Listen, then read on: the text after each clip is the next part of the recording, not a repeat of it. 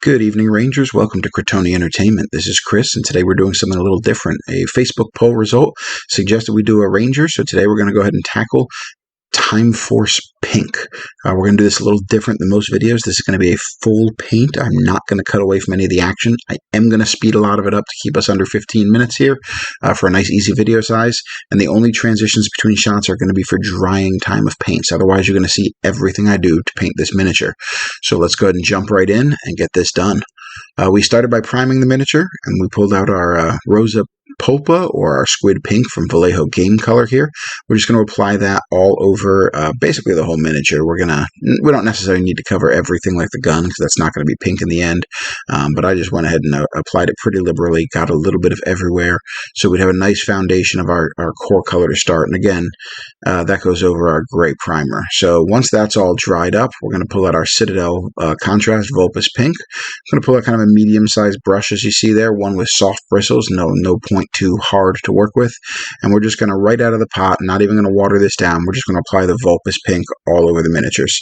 And I know this changes the complete look of the model, but that's okay. We're not looking for this to be our final color. We just want this Volupus Pink to kind of help guide us during the next stage. The areas where this color becomes the darkest as it dries is going to help guide us in some of our highlights when we go back to our Squid Pink color. So we're just going to get that all over. We're going to look around, make sure we didn't make any mistakes, and we're going to let that dry and move right back to that same Squid Pink that we started with. And here's the absolute longest stage. I think in real time this took me about 25 minutes to do. All in all, the whole model took me just a hair over an hour. Would have been just a hair under an hour if I wasn't waiting for or resetting up the camera to continue going each time. So in realistic proportions, when you're doing this for yourself, you can reasonably do this level of paint job in approximately an hour or so. So we're going to apply this pink all over the Ranger, but this time we're going to leave the deepest recesses that Volupus Pink. So it's going to be nice and dark in those deepest recesses, and some of those include, the joints at the elbows. They're going to include that kind of crease on the back there. There's a couple of them on the skirt up front, and we're just going to take advantage of this to let the colors pop with that darkest color down below and the brighter color on top. When we set this up on the table, it's going to give us definition, but we're not going to have spent a ridiculous amount of time doing it. We'll have spent a pretty moderate amount of time getting this done. So just a quick recap so far, we've used our Rustoleum 2X primer. I use the Perfect Gray because it accepts the contrast colors and it's a fairly neutral tone. If you haven't done a lot of painting before, you'll discover over time the color of your primer makes a big impact on what the final color of your miniatures is going to look like. It's actually going to darken any paint to it. Some people prime with a white or a kind of a mid-tone gray. I like this really light gray. There's also another technique you can do called zenithal highlighting, and really kind of overly simplified. That's basically spraying your miniature a dark color like a black and then using a white at an angle to just be the highest points, almost like directly overhead, spritzing that white on top of it, and it'll help make the colors that light would naturally shine on a little bit brighter and the colors underneath a little bit darker. That's not really something I've ever gotten into, especially for these Rangers. As I've mentioned before on previous episodes of Morphin Monday, this isn't a game that's going to have tournament painting standards. At least I don't think. It's not going to be like your War Machines or your Warhammers or anything like that, where there's going to be painting awards involved. So paint jobs I like to do on these are relatively simple. Not to say I do absurdly better on my Warhammer figs, but these are relatively simple paint jobs, so we can get something on the table and we can be playing the game. So as you can see, this has been going on for a little bit here at super high speed. I'm not going to lie, I really hope it renders out correctly during the editing process here. I'm getting a lot of choppiness in this section of the video. I'm going to recheck it after I finish the recording. I'm going to recheck it again before I render it, and I hope that this is not a choppiness that I can't overcome. Because I did they sped up the camera awfully fast to make sure I could fit this in under 15 minutes was the goal. And I believe I said that earlier in the video. It's possible if this becomes all choppy and I can't salvage it, we may go a little over 15 minutes, but I don't want to have everybody sitting here watching this paint for an hour and 7 minutes or whatever my final time was on it, because that's a little ridiculous for a video. So continuing forth, just keep getting that pink on there. Be patient. Feel free to take a few artistic licenses. You'll notice there are some spots where the pink is a bit translucent. That's okay. That means we've watered down our pink enough. And again, as I've mentioned before, the way I water paints down is I do it real simple. If it's a pot, I will dip my paintbrush in water, then dip the wet paintbrush in the pot, and then I'll put it on the miniature. I know that's not the technically correct way to do it, but it works for me. For something like this Squid pink, I do have a cheap little 79-cent palette that I got from, I think I originally got it from Michael's, but then I bought like a 20 pack from Amazon for a couple of bucks, and I'll use that. I'll put a dab of the pink paint in one pot, and I'll just splash a little bit of fresh water into it. And I'll use that to water down my paint. So if it's thin enough, you're going to get a little bit of a translucent layer. That's okay. Just go back to it later after it's dried or when it's mostly dry and, put a little more on and kind of work through your touch-ups. So after we've got all of our pink in place, we're going to go ahead and move on to the next step, which is going to be this Stormhost Silver and this Citadel Gray Seer. The Gray Seer is going to be anywhere we're going to want white or white-like colors here. So we're going to do it around the neck, and we're going to do it around this kind of, I'm not sure what you would actually call that, this kind of chest covering, this chest overlay. I'm not sure if there's a technical name for that. We're also going to go ahead and put this Gray Seer on the gun as well. This V5 blaster is a bit of a challenge for me. I'm not super familiar with the Time Force series. I've looked at a couple of photos. Doesn't look like every single detail from the photos is matched on the miniature, but there's a lot of details here. So I'm going to kind of play with this and kind of see what I like it looking like at the end. So don't necessarily follow the gun step by step. Kind of take the steps that you like from it, and that'll be good enough. So let's take just a second to get into this. We're going to sit that down. We're going to let that dry, and while that's drying, we're going to move on to our Stormhost Silver. This is going to kind of go on the bracers. It's going to go on the top of the boots, and it's going to go around the visor here. This visor was particularly fun because I started painting around it and then realized I didn't have a good reference for the helmet. I know there was a strip of silver up the middle. I didn't know if it was surrounded by black, and you'll see I got a little paint on my finger there, so I had to step away for a second, get that cleaned up so I didn't get a blob of pink where I didn't want it. So we're just going to go ahead and keep painting our silver on the miniature here. And it's looking pretty good for the helmet here. We're not super worried if it's perfect. And after all the silver's done, and we're going to move into this Apothecary White. And this is also about the point where I realized I must have turned off the camera or lost the clip, where I painted the van braces and the belt buckle silver, because, I'm a absolutely professional YouTuber who never makes mistakes and has perfect audio and video quality, and there we go.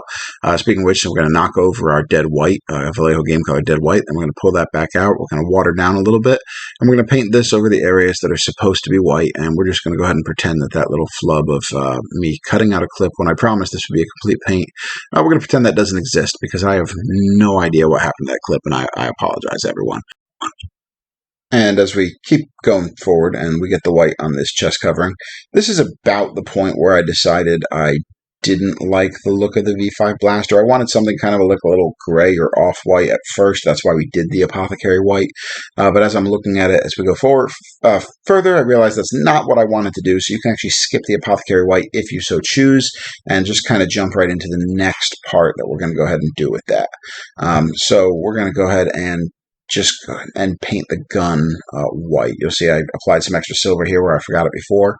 And looking at a reference photo, I kind of looked at the spots on the V5 that looked a little more white than the others, and kind of how they approximately matched up on the miniature, which doesn't have perfect detail attached to it, but it's still pretty good.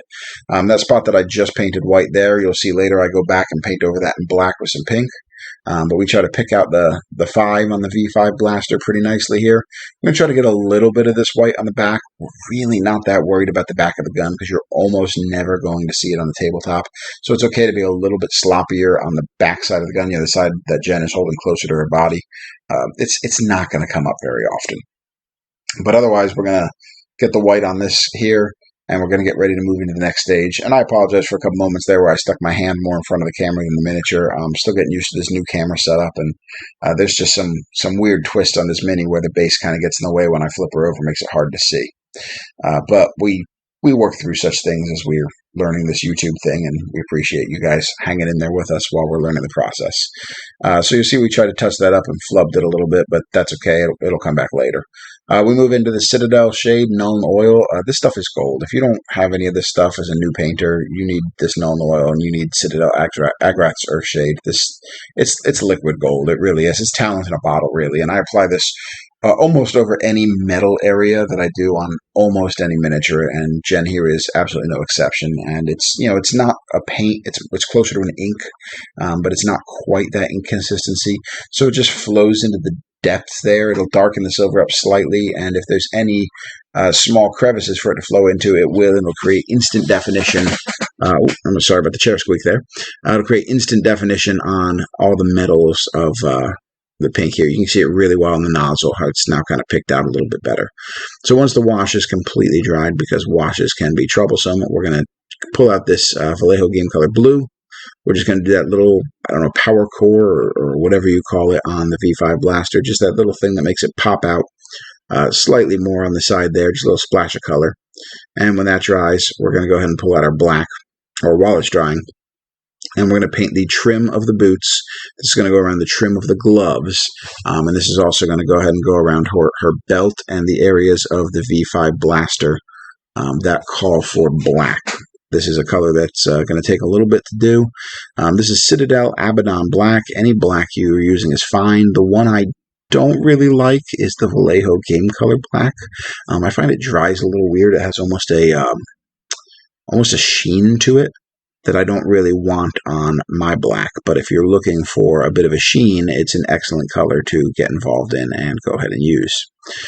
So this black is going to do a couple of things for us. It's really going to, it's obviously going to stay accurate to the way the Time Force costumes look, but it's also going to go ahead and give us a lot of pop of definition. So you probably noticed, even just up to a minute ago, we looked very pink. There's not a lot of detail going on in this model, and the beauty of a lot of these Ranger costumes is they're so simple that each color that you add on really changes the dynamic of the entire model.